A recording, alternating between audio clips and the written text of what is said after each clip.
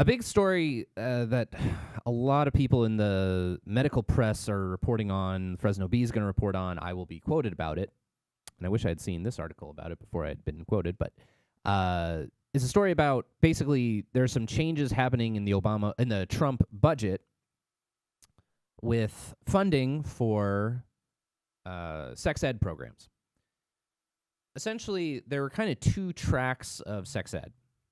One was basically teen pregnancy prevention programs, and the other was a more abstinence-focused approach. Teen pregnancy prevention programs were very sort of contraceptive heavy. They provided millions, about $100 million a year in grants. The federal government in 2010 decided to allocate $100 million a year in grants to contraception-based teen pregnancy prevention programs. And basically, these were programs that increased funding they would teach kids condom use. They push kids to have what are called LARCs, or long-acting reversible contraception implants, abortifacient IUDs, which are horrible. IUDs are the intrauterine device. It's not really contraception at all. It is an abortifacient medical device. It basically, a woman inserts it into her body, and it changes the lining of her uterus so that any fertilized eggs cannot implant. So it does not prevent conception at all. IUDs are really horrible, and it's actually a form of abortion. It's not a form of contraception. So under the Obama administration, this form of basically all of these sex ed programs that were being federally funded with federal grants were focused on condom use and abortifacient use. Here in California, we have something a little extra.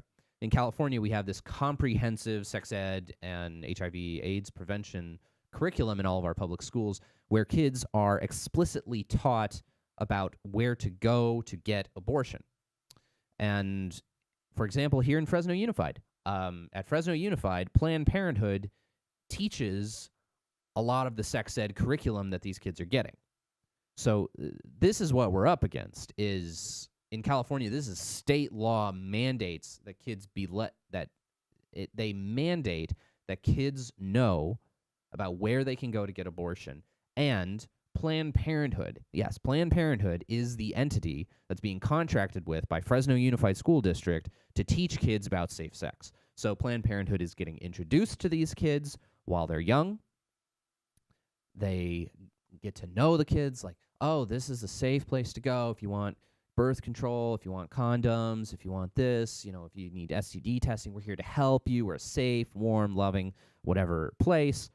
And then when things go wrong, when the kids continue engaging in sexual behaviors before they're married, before they're ready to have kids, before they're in a stable environment where they can have a kid, like marriage, when they do the very things that the sex ed programs are encouraging them to do, i.e. have sex before you're ready, have sex out of wedlock, have sex as a teenager, then guess what? Who's there to pick up the pieces and offer you a free, paid for by the California taxpayer, abortion? Planned Parenthood. And who's there to let these kids know in the classrooms, hey, if you want to have an abortion, you want to come get birth control, you want to come get an IUD, you want to come get this or that, you don't have to tell your parents. Who's there in the schools to educate your kids about that? Who is in Fresno Unified right now? Well, not right now, it's summer break, but who is in Fresno Unified currently teaching your kids about that? It's Planned Parenthood. So what the Trump administration is doing is basically looking at the results of all of this funding that President Obama gave to contraception and abortifacient-based birth control, anti-teen pregnancy programs, and is seeing that, first of all, only 40% of the grantees revealed the results of effectiveness of these programs. Of those grantees continuing past programs, only 4 of more than 75 reported effective results, and those results were short-lived.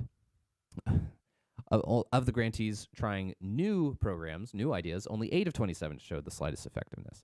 Basically, what we're seeing, the Trump administration is basically seeing that, first of all, a lot of the people receiving this money weren't reporting their statistics, which is a pretty good indication that maybe the statistics were not good.